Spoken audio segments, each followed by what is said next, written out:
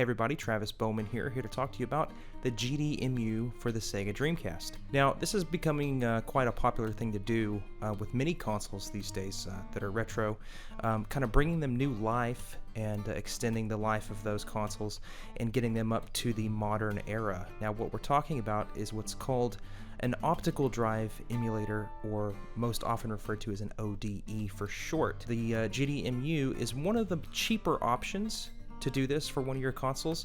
It's a Dreamcast exclusive ODE. You can't get a GDEMU for any other console, it's just for the Dreamcast. Now what we're doing essentially is taking the old disk drive out of our Dreamcast and replacing it with this device called the GDEMU. Now what that's going to do is allow us to play our games off of an SD card instead of relying on discs for these games, and as a result the loading times are going to be light years faster than what they previously were, and of course we have the reliability of the SD card. We don't have to worry about our discs getting scratched anymore, and lastly we don't have to worry about buying those games anymore because, as you may know, they have gotten ridiculously expensive. You could spend upwards of $200 for one heavy hitter Dreamcast game. The GDEMU that I have in my Dreamcast I installed myself. It was a very easy process to do, and you can check the link in the description to follow the tutorial that I used to install this GDEMU. Long story short, if you're confused about it or if you don't feel like you're up to the task of actually doing it yourself, let me put it this way: as long as you can operate a screwdriver, and if you're familiar with Legos and putting those together, then this should be virtually the same sort of situation. I mean, you have to unscrew the lid of the Dreamcast and take it out and replace a couple of parts, and that's pretty much it. The only other thing that people tend to worry about is the fan, because once you take that disk drive out, there's something weird that goes on inside the console regarding heat dispersal. So a lot of people change the stock fan with a brand new fan, which is called the Noctua fan, and I've done that as well. It's just kind of like a fail-safe. It's better for the heat dispersal, and you know, like any other moving part in any other console will go out eventually, and the fan, there's no exception to that as well. So of course I went ahead and did that too. Again, it's a pretty easy process. It's actually pretty cool because you have some 3D printed parts in the Dreamcast now once you add this stuff in there, and that's optional. You know, the fan's optional, but from what I've read online, there seems to be a back and forth on whether or not you need to do that. The Dreamcast does get a little bit hotter afterwards, so that's definitely something to consider, but I just went ahead and replaced the fan anyway. So we've got the GDEMU in the Dreamcast. Now what? You can add your games onto your SD card. I've actually got a 256 gigabyte SD card in my Dreamcast, and I've got just over 200 games on there. Now the great thing about this is that, you know, I don't have to burn CDs anymore if I want to play a Dreamcast game. The main thing is that it's so much easier to access now, and what I mean by that is the menu is very easy to navigate. You can go to whichever game that you want and start it. It starts right up. I've only had a few instances where I would start a game and I was having trouble with it. For example, I would start a game and it would just stay at a black screen. So then I had to get up and go over to the Dreamcast and, of course, power cycle it again, turn it off, turn it back on.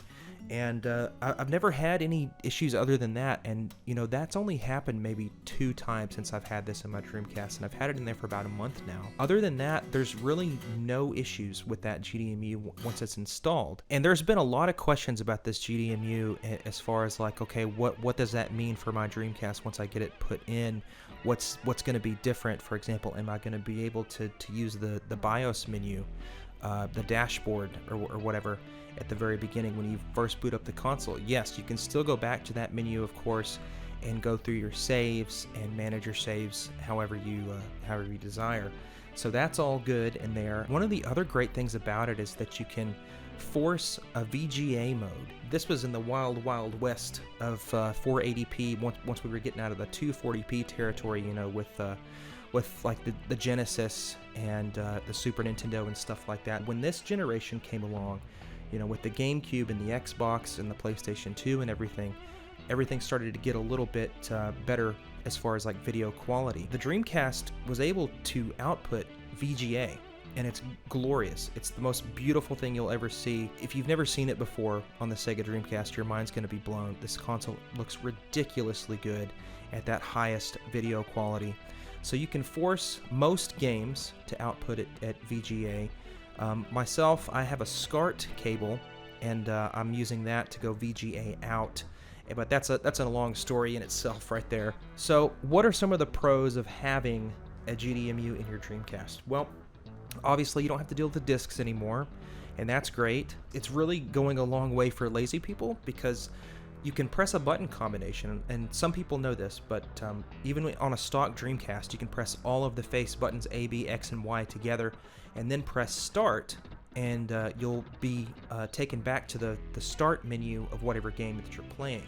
Now, if you do this twice in a row, you'll end up back at the regular old Dreamcast menu, your BIOS menu, dashboard, whatever you want to call it. When you have your GDEMU installed, however, this brings you back to the GDEMU menu, allowing you to select whatever other game that you might want to play. So that's actually a really, really nice feature. And if you've been into burning games for the Dreamcast for a long time like I have, then you know the pain of the fact that some games you just can't play that way. Shenmue 2, those games are just a little bit too big for your 700 megabyte CDR. So in order to play those games and burn them, you'd have to get a special CDR that has a lot more storage space on it, or you just have to bite the bullet and pay the extra money for those games. And you know, for Shenmue and Shenmue 2, a lot of times that's not really that difficult. You know, it's not that crazy. They're not that crazy expensive as of yet. But then you get games like D2. Those games are extremely expensive. Those multi-disc games. You've got other ones too. That's something to take into consideration. I've really been enjoying jumping into some of the games that have kind of been mythical to me over the years, and D2 is definitely one of those. Here's another big thing for me that I was struggling with and confused about. Now, I'm a hardcore Dreamcast fan. It was one of my favorite consoles growing up, and it still is to this day. I could go on and on about that, but what I'd like to point out is I was worried about Phantasy Star Online. Now, this is a game that people still play online, myself included, and the way I had to do this, I've got an original copy of the game, and I have to burn a disc that's basically like a boot disc that will allow me to connect to these private servers. And that's the way I played the game for, gosh, the past 10 years or so. So I was worried about that, and it turns out you can just get a patched version of the game online and put it on your GDEMU, and there's no need to do anything with the discs, of course, and it just boots right up. And that's really, really nice to be able to not have to take that extra step of putting in the disc, taking it out, putting in the actual game, and then booting it that way. So I was worried about that, but it's so much easier for me to play Phantasy Star Online now. All I have to do is turn on the console, and boom, I'm ready to get into the game with all of my friends. Now, as far as should you do this yourself, well, this is where I'm going to kind of date this video probably a little bit. As of right now, you know, because of the chip shortage and everything that's going on still in the early part of 2023, it might not be a justifiable thing for most people to do. It depends on how deep you are into the Dreamcast. The GDEMU itself is a little pricey, and I remember these things used to be like $35 or $40. Well, that's not the case anymore. They're more than double that these days, and you really want to go all out and get that 3D printed enclosure that goes around the GDEMU as well. Otherwise, you just kind of have like a hole in your Dreamcast when you open up the lid, and that 3D printed part has been proven to be really great for heat dispersal as well. Now, if we're going to take the extra step and go all out to try to, you know, extend the life of our Dreamcast, get rid of that GD-ROM drive out of there, we want to try to take the extra steps to also prolong the life of everything else. And that's where the knock to a fan comes in, and that's where these 3D printed parts come in as well. There's no reason to upgrade the Dreamcast and not take some extra steps along the way that will also help prolong the life of it. So in addition to being able to play Phantasy Star Online and some of these other games that are a lot bigger than what a CDR can handle as far as burning the copy of the game and everything, there are also a lot of really cool Dreamcast games that didn't come out in North America or Europe. They're Japanese exclusives that have had really nice English translations. One of those would be a game From Software, you know, think Elden Ring, Souls, the Souls games, Dark Souls, Bloodborne, all that stuff. They actually made a mech game on the Dreamcast called Frame Gride, and there's an English translation for it, and it's really cool to actually go back and check that out and be able to play something from that era and actually understand what's going on. Now, From Software made a lot of mech games, as far as I understand, so it makes sense that in the early 2000s they would have made a game for the Sega Dreamcast.